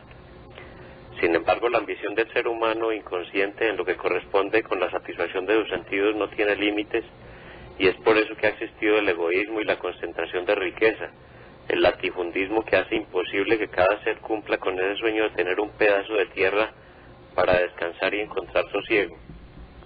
A Dios gracias, yo he tenido ese pedazo de tierra. En mi experiencia de vida tengo la convicción que solo es posible vivir a plenitud cuando aprendemos a mirar las cosas desde la conciencia, desde nuestra espiritualidad, no desde la razón, porque ésta a menudo nos llena de argumentos para identificarnos con el ego, según el cual solo estamos satisfechos cuando tenemos la razón. El ego nos suele hacer sentir como víctimas y muchas veces como superiores a los demás por la vía del orgullo. La conciencia nos permite sentirnos iguales en nuestra esencia. Nos permite además ser humildes y desarrollarnos en función de la aceptación, la comprensión y la tolerancia. Esto nos lleva a disfrutar la vida con lo que tenemos, no con lo que necesitamos. Y si queremos algo más de lo que necesitamos, creamos méritos para conseguirlo. Pero ante todo, vivir a plenitud significa vivir en paz con uno mismo y con los demás, y por supuesto, con Dios Creador. Muchísimas gracias, profesores, amables audiotelevidentes del Búho. Que Dios los bendiga y un feliz día. A usted muchísimas gracias, Hugo, y bienvenido siempre. Muchas gracias por su llamada. Nos llama Nelson Montoya. Desde Envigado, Nelson. Aló, Nelson. Aló, muy buenas noches, amables maestros del conocimiento. Bienvenido. Muchas gracias, felicitándolos de nuevo por el programa. Y mi primer aporte, pues a manera de opinión, si ese sitio como geográfico de el paraíso también estuvo relacionado con los jardines jardines de Babilonia. Sí, señor. Claro. Que fue de las primeras pues maravillas del mundo antiguo y así se relacionaba también con Babilonia. Claro. Que lo mandó a hacer Nabucodonosor en honor de Semiramis, su esposa. Exacto, pero creo que eran tan hermosos esos jardines que pues y tan inteligente esta civilización, porque crearon como los primeros sistemas de irrigación, porque eran medio casi de una zona desértica y lograron jardines muy hermosos en una zona tan inhóspita. Nelson, ¿le podemos pedir un permisito? Usted nos está llamando desde aquí de Envigado. Sí, pero es que nos llama desde Barranquilla, don Eliodoro, a través de un celular, y entonces... Claro, sí, permítanos pues. Bien pueda. Don Eliodoro, mucho no gusto. Vaya a colgar, Nelson. ¿Cómo le va? Muy buenos días. Bienvenido. ¿Aló? Bienvenido, don Eliodoro. Muchas gracias. Encantados de oírlo y verlo. Gracias, señor. Yo quería hacer alusión muy a propósito del señor este que estaba compañero, el otro Hugo, que llamó hablando de Mahoma y que decía algo así como que era un violador o algo así. Lo cierto de Mahoma es una cosa, que, bueno, yo me remito a lo que recuerdo haber leído en alguna ocasión en la Enciclopedia Británica a propósito. Mahoma era un hombre, bueno, propio de su tiempo, ¿no? Era un guerrero. Él cuando tiene que, con la égida, tiene que irse para Medina, vuelve con un ejército de 10.000 hombres a cortar cabezas, por decirlo así, de todos los contradictores de él, que eran católicos o judíos, que eran los que transitaban, las dos religiones dominantes que transitaban por ese cruce de caminos, donde él llega como empleado, ¿no? Y se casa con Cadija, ¿no? Que tenía 40 años y el 25 y le enseña a leer. No era raro que una persona no supiera leer y escribir en esa época. Entonces él hace, perdonen la expresión, una especie de revoltillo entre la Torá y la Biblia, ¿no? Entonces pasa lo siguiente, él mismo dice, y dice en la Enciclopedia Británica, que las propias palabras de Mahoma o Muhammad ibn Abdallah, que era como se llamaba él: nadie me gana a mí a los puños con la espada, ni montando a caballo, ni con las mujeres.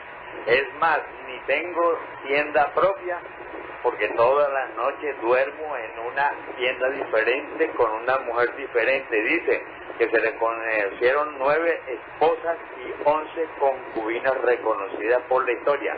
Ahora, la gente quería ver a Mahoma como un líder, no solamente político y guerrero, por decirlo así, sino religioso. Como había hecho una mezcolanza de estos dos libros, ahí aparece entonces aquello de la semilla de mostaza, que si tiene fe como un grano de mostaza, una semilla de mostaza puede mover una montaña, y le piden que mueva la montaña. ¿Cómo no puede? Entonces viene el famoso dicho, y fue cierto: si la montaña no viene a Mahoma, Mahoma va a la montaña. Bravo, Mahoma, y lo cargaron en hombros y lo subieron allá. Duraron 3 días a llevarlo hasta allá. Sí. El pueblo quería ver en Mahoma a ese líder. Sí. Religioso, político y religioso. Esa es la verdad. Pero él mismo decía que él no era un santo, que él era un guerrero y que no había quien se lo ganara. Y unificó a esas tribus y unificó a todas esas tribus de la parte inferior de la península arábiga, las unió a todas, las sometió. Se volvieron muy fuertes. Y después de que comenzó su égida en el año 622, que duró 10 años hasta que murió. Adelante, sí, don Eliodoro.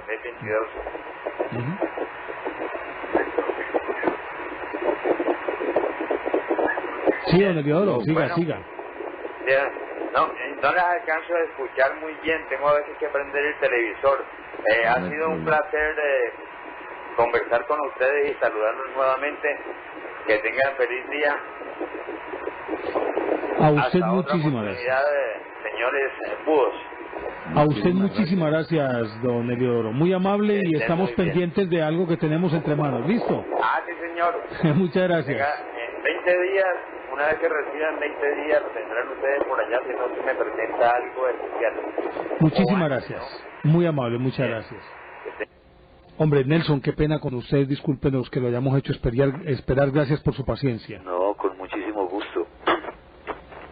Ustedes hablaron cosas demasiado interesantes que no sé si tocar brevemente algunas de algunas leyendas o escritos del Antiguo Testamento, no sé, no recuerdo bien si es en la Biblia de los judíos, en la Torá, que hablan sobre que antes de Eva hubo otra mujer, o no sé si después hubo una segunda mujer. Yo soy católico y creo mucho en Dios, pues a mi manera. A veces veo la historia del paraíso como una metáfora muy bonita, la que creo que hay que rescatar el mensaje, como ustedes lo han hecho en esta noche, aunque me hubiese gustado de que hubieran preparado un poquito a Adán y a Eva antes de esa prueba, al menos que no nos hubieran dado en ese momento el instinto, o nos hubieran preparado un poquito contra la curiosidad.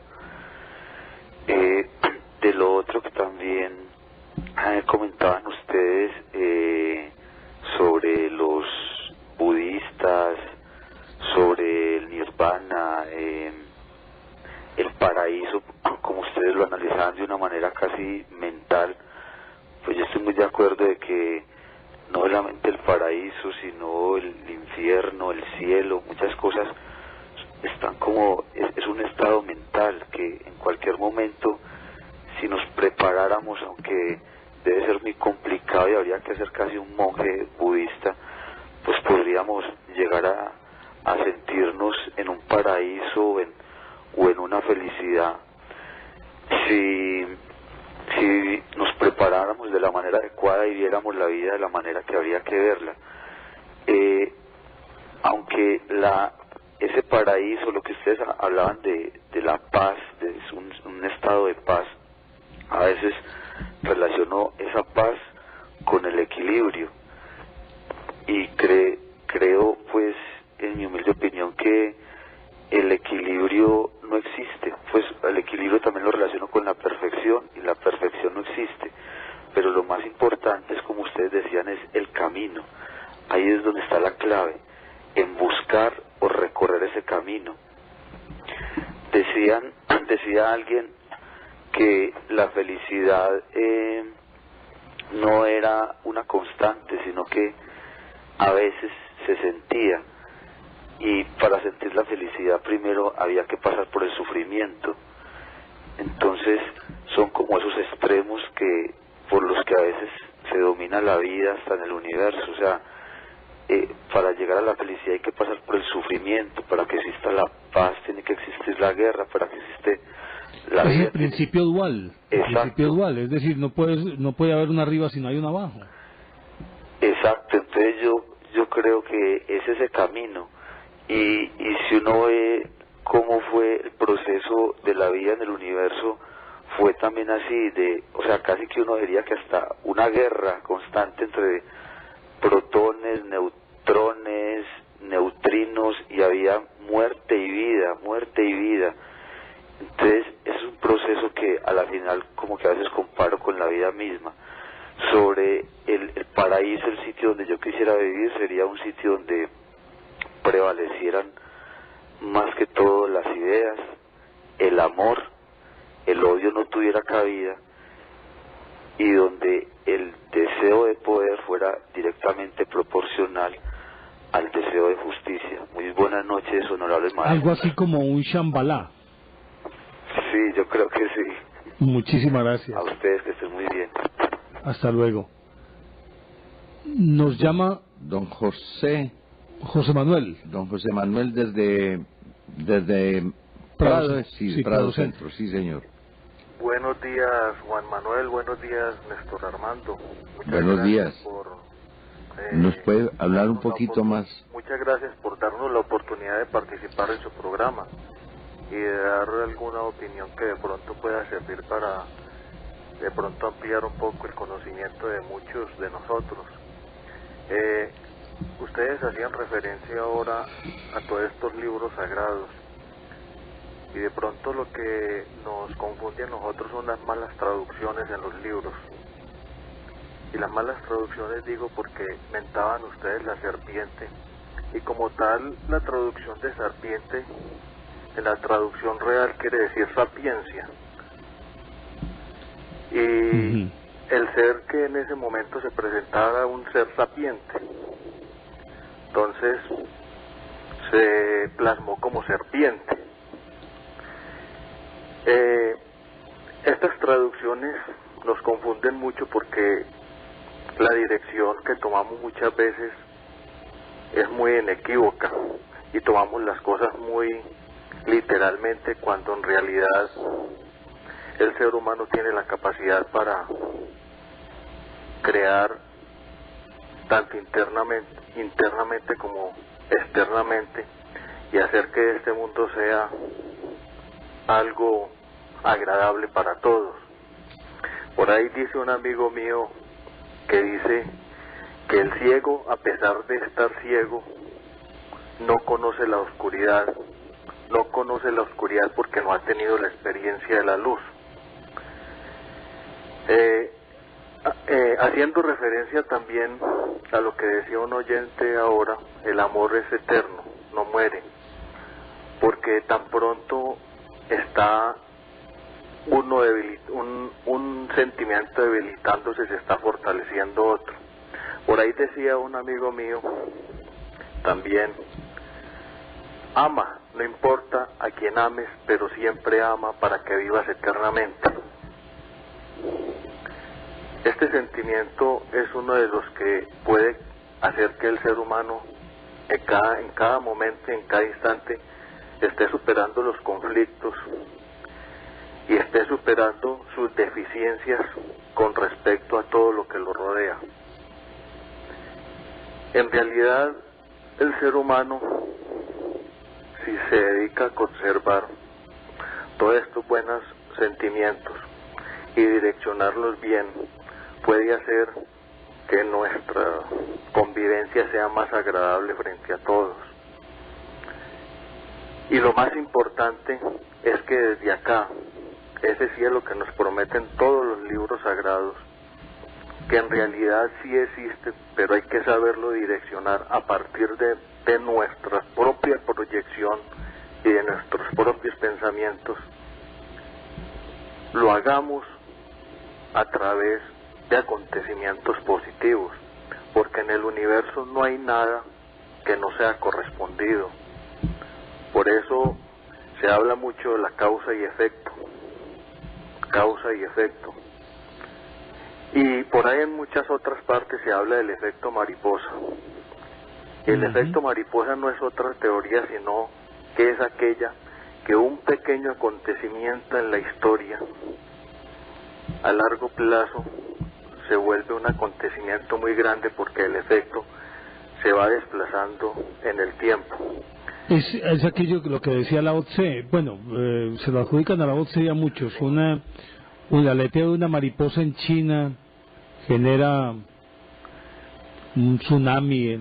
Pero propiamente el efecto mariposa sería este. Sí. Ustedes se acuerdan del florero de Llorente, ¿no? Un hecho muy pequeño en ese instante. Sí. Muy pequeño, porque el que podía prestar el florero simplemente lo prestaba, lo cobraba con deuda, pago. Fíjese que ese hecho pequeño desencadenó una gran guerra. Entonces, de pronto no propiamente el hecho en sí, en que el aleteo, aunque hay cosas que modifican en cierto grado la naturaleza. Por ejemplo, cuando se genera, o en una fábrica se prenden muchos motores, están generando campos magnéticos que puede ser 0.025 millones de magnetismo que causa en la Tierra, pero están modificando los polos. por ese lado también se puede afirmar que el efecto mariposa causa en el planeta hechos que uno no cree que a lo largo se van acumulando. Y como el planeta de por sí es un planeta que está vivo, porque vemos y analizamos químicamente que todas las cosas están conformadas por electrones, átomos, y estos átomos están unidos por el último nivel. Para que estas configuraciones materiales se den, tiene que haber niveles de energía, y al haber niveles de energía hay vida. Ajá, así es. De todas maneras, tenemos que cuidar mucho de que el ser humano tenga la dirección apropiada para que pueda superar todas estas situaciones que se presentan hoy en día. Yo les agradezco. José Manuel, muchísimas gracias. Muy amable. Muchas gracias. Tenemos correo, ¿cierto? Sí, señor. Mensajes. Sí, señor. Por aquí hay uno de don David Andrade, ¿no? En donde dice: todo cambia tan rápido que envuelve y con el ser humano dentro del entorno. Es inevitable que la moda atrape de las tecnologías a la misma forma de hablar. Todo evoluciona. Bueno, muchísimas gracias. Y tenemos una llamada de don Etelberto Zapata Gil desde Prado. Bienvenido. Sí,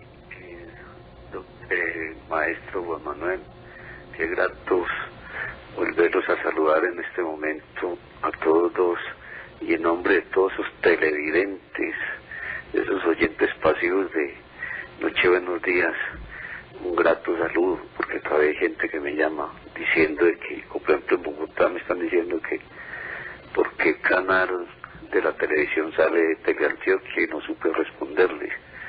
En Bello, Antioquia, aquí en Bello no, en un pueblito que se llama ahí en Corregimiento de Turbo, me comentaron de que van a poner una antena, una repetidora o algo así parecido a Teleantioquia o a través de internet, y están felices porque van a poder ver el programa.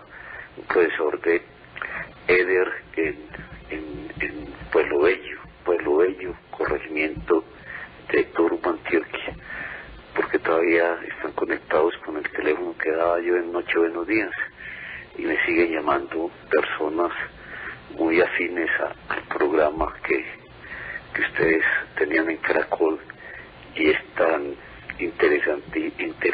interesadísimos en volverlos al menos a escuchar, porque creo que van a seguirlos viendo. Y frente al tema, pues yo sigo diciendo que Freud pudo escribir algo sobre todos los temas psicológicos, porque se metió con todos esos dioses y toda esa mano de dioses griegos, y en ese entonces el humano estaba más afín con lo divino y pudo ridiculizar todas las cosas y fue aceptado. Yo creo que la Biblia no se puede tocar en este momento, y el monoteísmo no permite que a un solo Dios se le cuestione, y por eso me imagino que Freud es famoso hasta ahora, pero más adelante tenía un amigo que decía que si, por ejemplo, si los ateos gobernaran en un momento, tendrían que volver a inventar a Dios, porque la ignorancia es tanta, de tanta gente, que es necesario tener quien los vigile, y por eso es tan importante el Décalo, los 10 mandamientos, y de ahí depende lo que es toda constitución a nivel de cualquier potencia, cualquier nación. Gracias por esta participación, y no somos budistas, no somos de los budismos, sino buoístas. Eso somos nosotros. Feliz noche, feliz día. Qué bien, don Etelberto, muchísimas gracias, muy amable. Tenemos en este momento líneas disponibles. Quien desee puede marcar nuestros números: 381-5454 para llamadas dentro del área metropolitana, Quienes deseen llamarnos de fuera del área metropolitana tienen a su disposición el 851-1170, 851-1170, y quienes deseen llamarnos desde cualquier parte de Colombia o del exterior disponen del 018.000 515015, 018.000 515015. ¿Tenemos correo, Juan? Pero tenemos una llamada desde Yopal, Néstor Armando. Vamos. Don Juan Carlos, bienvenido, ¿cómo está? Muy buenos días, apreciados maestros. Bienvenido. Muchas gracias para usted y para todos los televidentes, muy buenos días. En cuanto a lo del paraíso, uno se pone a pensar que hay personas que lo tienen todo y no son felices. ¿Sí? Ajá. Y hay personas que tienen muy poco o nacen en una familia muy humilde y logran salir adelante y son felices. Entonces yo creo que el verdadero paraíso está en nuestro corazón y una manera de lograrlo es encontrando un equilibrio emocional entre el amor, la conciencia, la espiritualidad y la paz interior. Yo creo que ahí está la clave para uno llegar a ser feliz y tener esa dicha y vivir el paraíso, ¿no? Pues a usted... Sí, continúe, tranquilo. Creo que pues, ese sería mi aporte, ¿no, apreciados profesores? A usted, don Elkin, don Juan Carlos, muchísimas gracias por su llamada y por su aporte para nuestro programa. Y esperamos que nos siga viendo y que nos siga llamando. Y saludos a toda la gente de Yopal, que es una gente maravillosa. Muchas gracias. Sí, señor, con mucho gusto, que estén bien. Muchísimas gracias. Bueno, tenemos unos mensajes del profesor Omar Palacio desde Quibdó.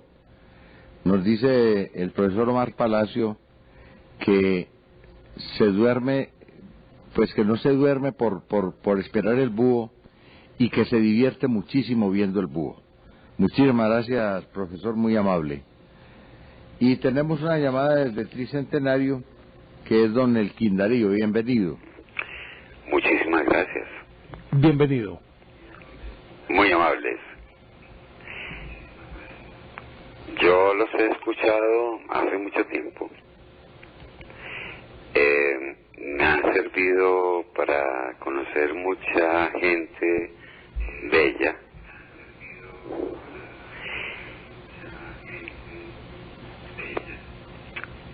Y acerca del tema que están tratando hoy, yo tenía ciertas inquietudes. Sí. Por ejemplo,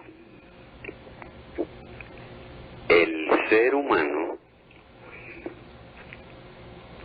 independiente de los paraísos construidos neurolingüísticamente,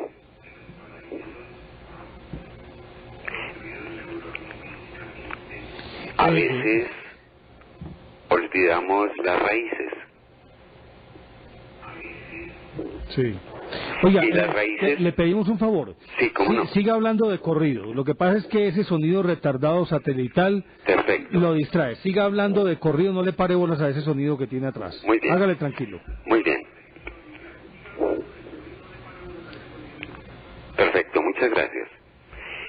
Bueno, yo lo que quería plantear es que a veces ese paraíso se vuelve una cuestión, como decía el profesor Juan Manuel en estos días, a nivel de la neurolingüística, que se ha vuelto un pase donde muchos hablan de lo que es neurolingüística, y a veces yo lo siento es como la expresión del ser para hacerse entender por los demás seres y para tener una comunicación.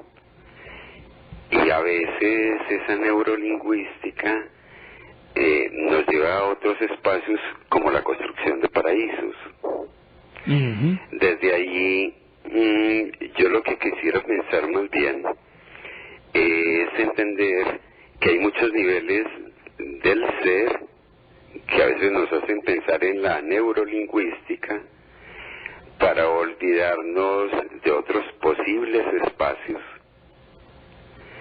y entendernos como seres realmente dentro de esos espacios que implicarían la armonía, el amor, pero sabemos que adicionalmente vivimos en un mundo que nos muestra lo contrario, el mayor negocio, la guerra.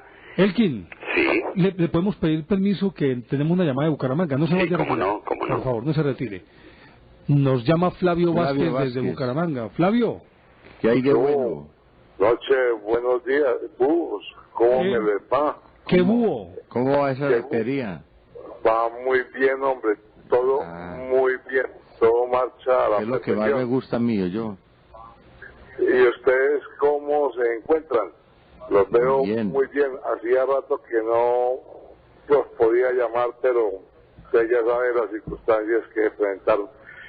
Hombre, yo creo que el paraíso, cada cual se lo labra. Es su modo de vida. Es decir, es como usted viva, tiene un paraíso.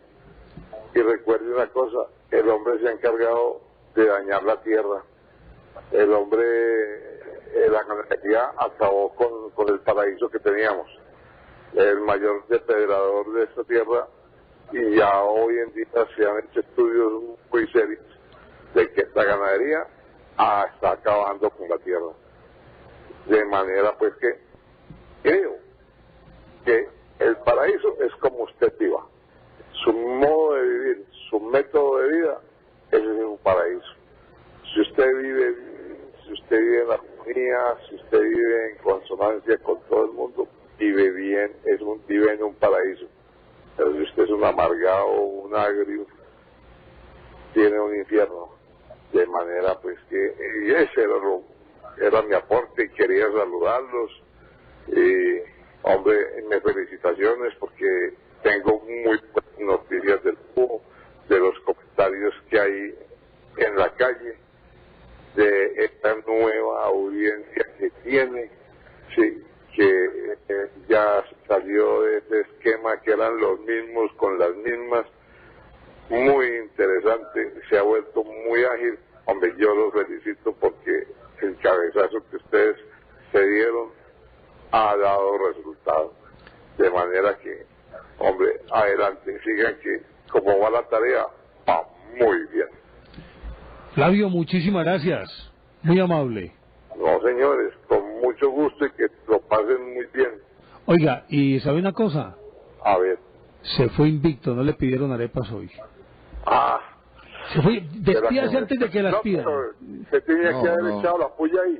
¿Cómo? No me pude ir invicto, usted lo dañó. No, yo le estaba contando, es que me pareció muy simpático. No, yo no. Le estaba poniendo era alerta. Sí. Yo lo digo. No, tranquilo. Vamos a ver cómo trasladamos el equipo hacia allá. Listo, hágale pues. De manera que... Pero eso es de Juan. Buenos días. Buenos días, que esté muy bien, hasta luego, lo mismo. Chao. Elkin Darío, por favor, termina su aporte, es tan amable. ¿Cómo no? Mira, yo lo que quiero plantear, agradeciendo esta oportunidad, es que a veces se nos pierden las raíces y al perder las raíces olvidamos lo que somos. Por ejemplo, en el mundo, las personas que han adquirido cierto conocimiento en una universidad y demás, a la vez neurolingüísticamente han olvidado que se han hecho parte de una élite que puede participar positivamente para construir un mundo mejor, y nos hacen a veces pensar que somos el común sin entender que somos esa élite, y eso es neurolingüístico y nos hacen olvidar eso, las raíces. En este país, por ejemplo, que es un país de analfabetas, no de brutos, de analfabetas, de gente que no ha tenido oportunidades de acceder a una universidad, por ejemplo, a un posgrado, siempre después de que han hecho una lucha familiar propia y demás, después se vuelven unos seres que son tratados como cualquier trabajador de mano de obra, desde la época donde lo que importaba era la mano de obra, no el pensar, que ahí podemos hablar pues de muchas cosas que ustedes lo saben y se han tratado en varios programas, sí, de las relaciones humanas, de ahora del pensar, de ser proactivos, de todo eso, pero de pronto nos queda como faltando esa raíz y ese conocimiento de que podemos entender que somos una élite para construir, porque la élite no es un poder manifiesto, pero sí un núcleo que se puede generar para proponer. Y esa es la intencionalidad que quiero ver aquí, sin hablar del Corán, sin hablar de la Biblia, sino hablando de una realidad que es práctica, es una praxis que se da, y yo estoy muy nervioso porque es la primera vez que hablo con ustedes, pero quería decirles desde mi corazón eso, y que de pronto pudiésemos como pensar también en ese sentido todo lo que se plantea. Se nos está acabando el tiempo, muchas gracias. Sí, es que gracias, era lo que quería expresar. A usted muchísimas gracias, muy amable, y vuelva a llamarnos, por favor. Tenemos un correo desde Andagoya, Chocó, que eso queda lejito, ¿no? Sí. Es de Leider Alexander, un estudiante de Lima. Y hola Juan Manuel y Néstor, los temas del programa son muy buenos y desde que empezaron a emitirlo no me lo pierdo. Estoy pendiente de que algún día hablen de los afros y del racismo en Colombia. Perfecto. Juan, llegamos ya al final del programa, así que sacamos conclusiones. Bueno, yo creo que lo mismo que la imagen de Dios, que cada cual tiene una imagen de Dios, también cada cual tiene una imagen del cielo. Me parece que eso no es, a pesar de que siempre se habla del jardín, del sitio tranquilo, del sitio agradable, muy seguramente cada uno tiene su propia elaboración. De todas maneras, así como las utopías, el cielo también sirve para caminar. Yo creo que el paraíso está dentro de nosotros. Yo creo que eso es innegable, que el paraíso se encuentra dentro de nosotros. Y probablemente por estar tan cerca es que dejamos de verlo, es que dejamos de sentirlo, dejamos de percibirlo. Y tendríamos que hacernos más conscientes de que que el nirvana es un estado de iluminación a la que se llega por otros caminos, el camino de la mística, y seres que han hecho un recorrido espiritual que les permite estar por encima de y alcanzar ese estado de paz interior que ese es el verdadero nirvana. Pero los demás mortales deberíamos entender que además el único paraíso que tenemos es este en el que vivimos. El planeta Tierra es un paraíso, si hablamos de un lugar geográfico. No importa dónde estemos, como lugar geográfico, siempre tendrá cosas espectaculares, paisajes maravillosos, siempre será un proveedor de vida, con una prodigalidad impresionante. Pero dejamos de verlo porque lo pisamos permanentemente, porque vivimos a expensas de él, y lo peor de todo, asumimos que es obligación de él mantenernos, y por eso dejamos de verlo como un paraíso. Y porque además de eso, obviamente que nos cuesta esfuerzo el poder vivir de cuenta de él, aún así nos cuesta esfuerzo, y por eso creemos que se nos vuelve un infierno. Pero realmente ese paraíso que es nuestro planeta hay que preservarlo. Pero yo creo que hay que preservar mucho más el jardín interior, lo que somos por dentro. Nosotros somos seres especiales, pero dejamos de ver lo trascendente porque lo obvio nos pone un velo en los ojos. El solo hecho de levantarnos, poder ver, caminar, mirar, pensar, salir, de tener familia, de tener amigos, ese solo hecho serían argumentos suficientes para entender que ese es un paraíso. Vivimos en un paraíso y nosotros todos debemos tener un paraíso interior, pero hay que mirar un poquito para adentro también. Llegamos al final de nuestro programa. A ustedes muchísimas gracias por la compañía, por regalarnos este rato y permitirnos entrar también a a sus casas. Muchas gracias. No se vayan porque aquí continúa la excelente programación de Teleantioquia. A continuación, el noticiero de la Deutsche Welle y luego la programación habitual de Teleantioquia. Esta noche, si Dios quiere, nos encontramos aquí. Y muchas gracias por hacer de este el canal público más visto en Colombia, según los últimos estudios generales de medios. Y todo eso nos hace sentir todavía mucha más pasión por lo nuestro. Gracias, buen día.